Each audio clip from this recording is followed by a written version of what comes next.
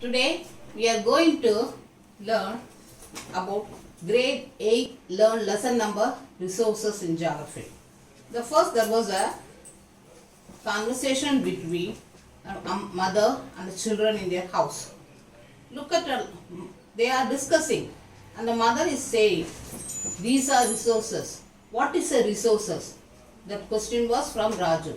Anything that can be used to satisfy their need is a resources. This is the answer of the mother. So look around you and observe. You will be able to identify many types of resources. So water, electricity, rickshaw, vegetable and textbook have something in common. They have all been used by you, so they have utility. So what we are using, the scale, the pen, the pencil, everything, it has some value and it is known as resource.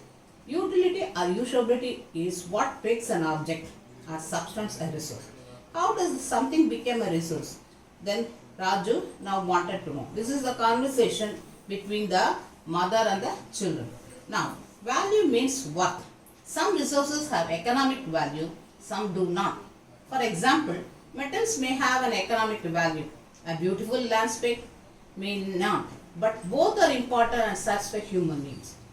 Some resources can become economically valuable with time. Your grandmother's home remedies have no commercial value today. But if they are patent, that means the exclusive right over any idea or invention, they would become economically valuable. So, the next page we are seeing glossary.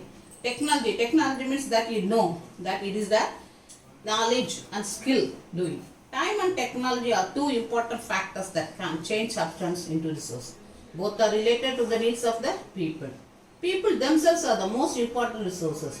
It is their ideas, knowledge, invention and discoveries that led to the creation of more resources.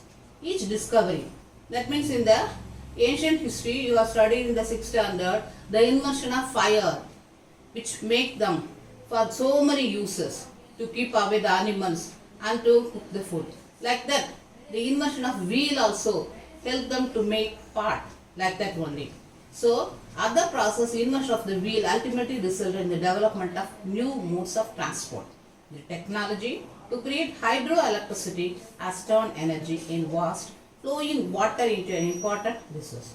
Now we have to see the types of resources. There are three types of resources: natural, human-made and human resources. What do you mean by natural resources?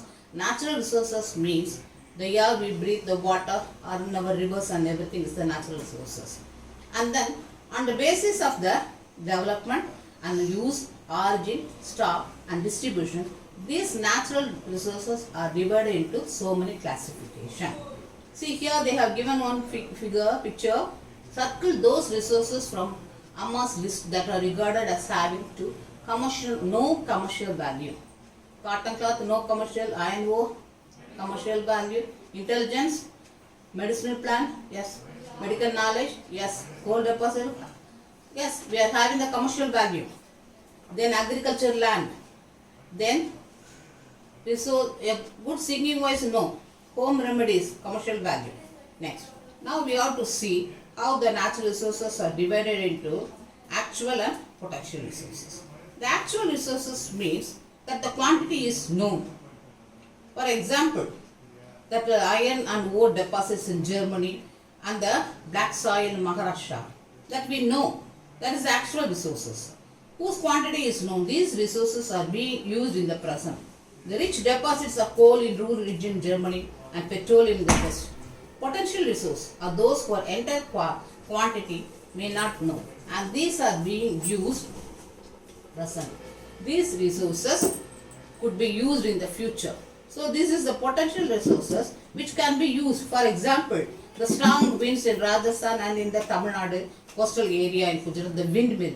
The windmill which produced electricity and it was sold to the private concern. So here they have given the example that uranium found in Ladakh is an example of potential resource. It can be used in future. And also they have given in the resources that windmill in the Nagarkoil as well as Netherlands, Tamil Nadu and the Gujarat coast. Next we have to see on the basis of the origin. Resources can be abiotic and biotic. Abiotic resources are non-living while biotic resources are living. Soil, rock and minerals are abiotic, but plants and animals are biotic. Okay? Now let us see the chart.